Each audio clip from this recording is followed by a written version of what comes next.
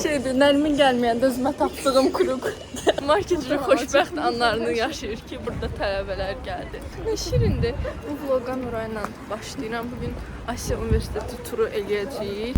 Dostlar, kartları göstərib keçdik və belə bir giriş bizi qarşılayır.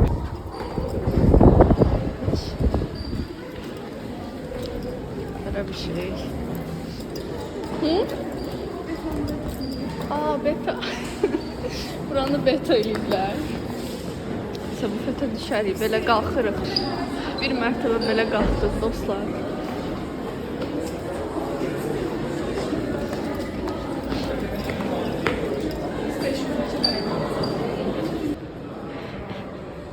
Belə bir mənzərə. Çox qəşəngdir. Burası.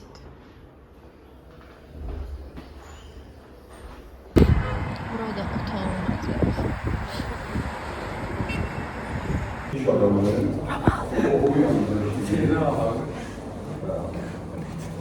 Bir de yeni fergi gördüm.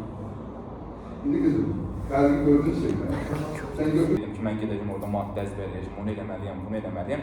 Əslində çox gözüm böyüdürüm, amma əslində gördüm ki, elə də deyilmiş hüquq. Yəni, nəyisə əzbərləmək deyil. Yəni, əslində hüquq etini əzbərləmək deyil, əslində hüquq bir növ hiss eləməkdən ibarət. Biraz kaşıkla, kaşık Yankovic belələr. Kaşık da oldu. Bu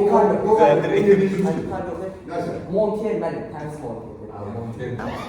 Dostlar, biz bayaqdan bu festdəydik. Çəkmə yadımdan çıxdı ya.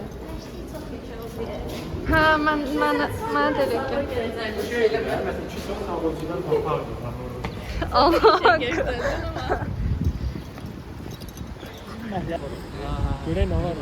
Ödeye farkı ne istiyor? Senin için taktiravarlı da var.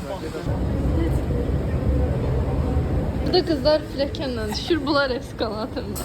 Bu dövr hara gedir, mən bilmirəm. Burada